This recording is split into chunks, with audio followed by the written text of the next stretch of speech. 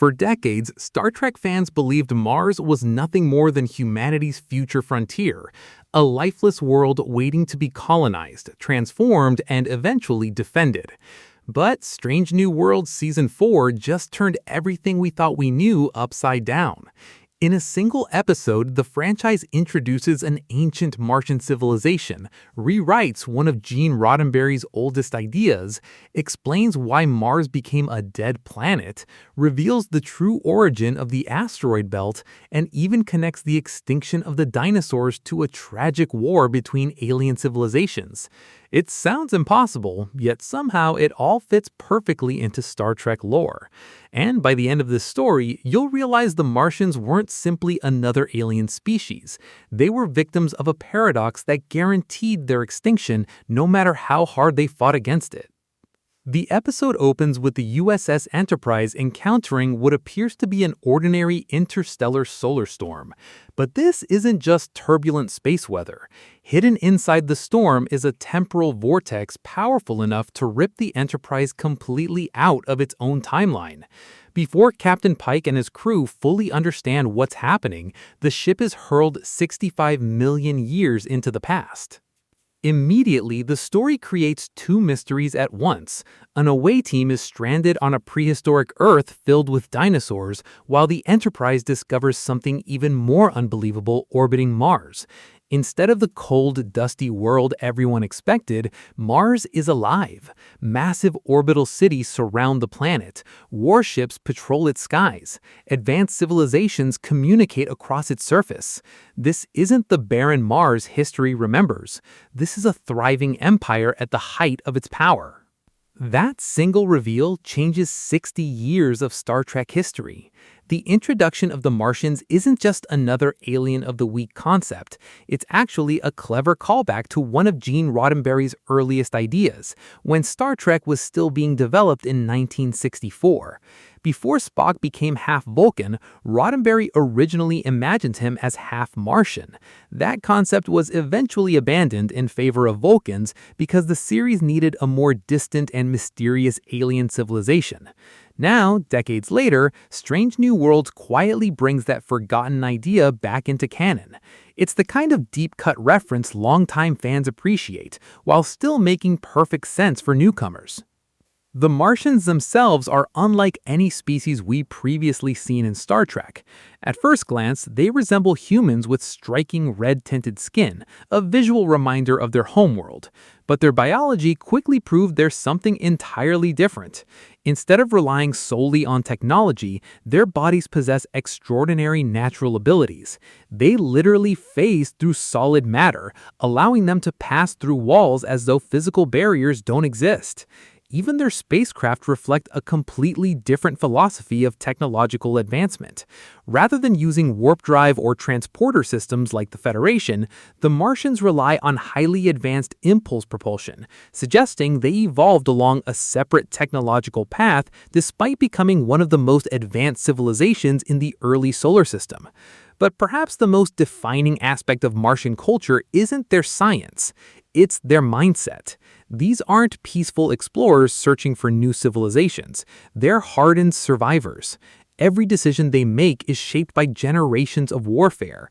Their society has become intensely militarized because they've spent centuries fighting an enemy unlike anything the Federation has ever encountered.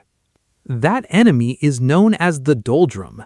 Imagine enormous insect-like creatures mixed with mechanical locusts. They aren't interested in diplomacy, negotiations, or peaceful coexistence. They exist only to conquer, consume, and expand. For countless generations, the Martians have fought desperately to stop them from spreading throughout the solar system. The scars of that war are visible everywhere.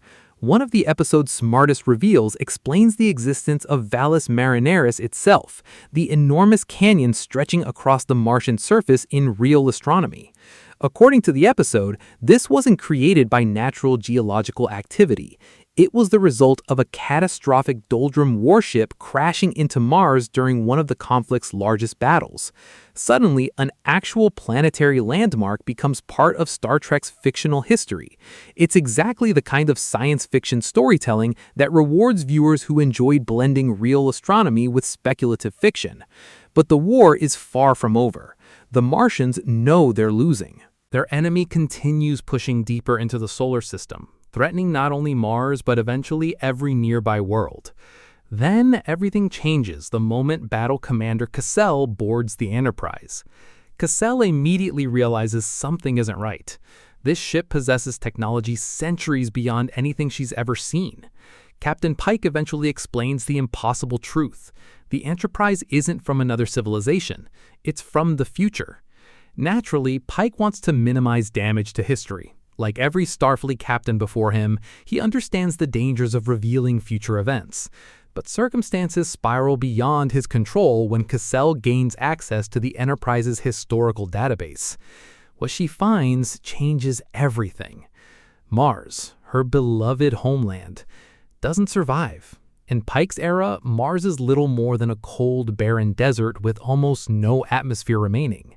Every sacrifice her people make, every battle they fight, every soldier who dies, ultimately changes nothing. Their civilization disappears. It's one of the most emotionally devastating moments in the episode, because Cassell isn't reacting as a villain. She's reacting as someone who's just learned her entire civilization is destined to vanish. Would anyone simply accept that? Cassell certainly won't. She refuses to believe the future is fixed. Her response is both heartbreaking and understandable. We live now, not in the future. Those few words perfectly summarize her philosophy. Why should people sacrifice themselves for a future they've never seen? Why should they surrender because history already claims they've lost? Cassell decides history deserves to be rewritten, and that's where the tragedy truly begins. She betrays Captain Pike. Using her military expertise, she steals the Enterprise's antimatter fuel cell, arguably one of the most destructive power sources ever created. Combined with Martian engineering, it becomes something unimaginable. Not merely a bomb, a planet killer. Cassell launches the weapon directly at the Doldrum homeworld. Located on the mysterious fifth planet between Mars and Jupiter, this world serves as the center of the Doldrum civilization. Within moments, it no longer exists. The explosion completely obliterates the planet. For Cassell, it's victory. After centuries of endless war, the enemy is finally gone forever. She believes she saved Mars. She believes she's changed destiny. She believes history has been defeated. But Star Trek has always loved one particular idea.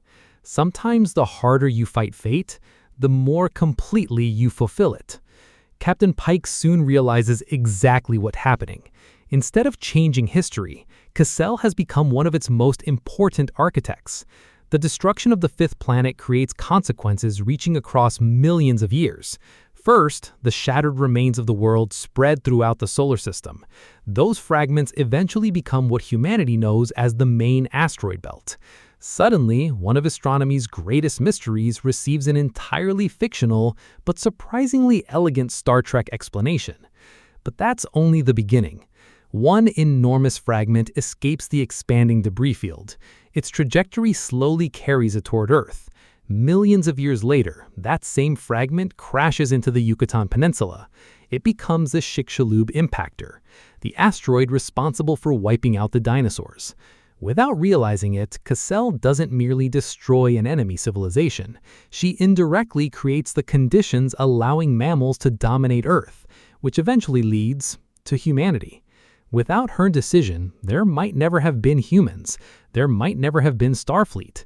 There might never have been Captain Pike. It's an astonishing paradox. The Enterprise only exists because Cassell unknowingly created the future that eventually sent the Enterprise back in time. But history isn't finished punishing the Martians. The explosion's unimaginable energy doesn't simply scatter planetary debris. It fundamentally destabilizes the solar system. The massive shockwave alters Mars's orbital characteristics over immense stretches of time. Its atmosphere gradually disappears. It freezes. Its oceans vanish. Its once living surface becomes the silent red desert humanity eventually discovers. Ironically, Cassell's attempt to prevent Mars's destruction becomes the very event that destroys Mars. That's what makes this story so emotionally powerful. She wasn't evil, she wasn't power-hungry, she wasn't trying to conquer anyone. She simply refused to watch her civilization disappear. Every decision she makes comes from love for her people. Yet every choice pushes history closer to the outcome she desperately wanted to avoid. That's classic Star Trek. The best villains are rarely villains at all. They're people making understandable decisions with catastrophic consequences, and Cassell fits perfectly into that tradition. Even more tragic is what happens to the Martian people themselves. The episode makes it clear they never intended to destroy their own civilization. In fact, they willingly sacrificed their flagship during the final battle because they believe eliminating the Doldrum will finally secure peace for future generations. Their sacrifice isn't about suicide, it's about survival. They fully expect Mars to thrive afterward. Instead, their victory becomes the beginning of the end. As Mars slowly dies over countless generations, the surviving Martians have only one option left: leave. Forced into exile, they scatter across the galaxy, carrying fragments of their civilization with them. The implication is fascinating. Rather than disappearing entirely, Martian DNA slowly spreads among countless other species over millions of years. Their home is lost, their empire is gone, but their people survive, woven into the larger tapestry of the galaxy. In a way, Cassell succeeds. She fails to save Mars, but she unknowingly ensures her species will never truly vanish. That bittersweet ending captures everything Star Trek does best. Instead of offering simple victories or clean endings, it reminds us that history is complicated. Great civilizations rise and fall. Heroic decisions often carry unintended consequences. And sometimes survival doesn't mean preserving a place. Sometimes it means preserving a legacy. The episode also reinforces one of the franchise's oldest themes about time travel. Knowledge of the future is often more dangerous than ignorance. The moment Cassell learns her fate, every decision afterward becomes driven by fear rather than hope. Ironically, if she'd never seen the Enterprise's database, Mars's history might have unfolded naturally. Instead, the future itself becomes the catalyst for its own creation. It's a perfect closed time loop. No matter what anyone does, history always finds a way to preserve itself. And perhaps that's the biggest lesson hidden inside Vallis Marineris. The Martians weren't erased because they were weak. They weren't destroyed because they lacked technology. They fell because even the strongest civilizations cannot always escape the consequences of trying to control destiny itself. In the end, Strange New Worlds doesn't simply introduce an ancient Martian race. It transforms Mars into one of the most tragic civilizations in Star Trek history. It ties together real astronomy, dinosaur extinction, time travel, Gene Roddenberry's forgotten ideas, and classic Star Trek philosophy into one sweeping story about sacrifice, destiny, and survival. And perhaps the saddest irony of all is this: the Martians spent their entire existence fighting to save their future, only to discover that their greatest victory was also the moment they guaranteed the future they feared most.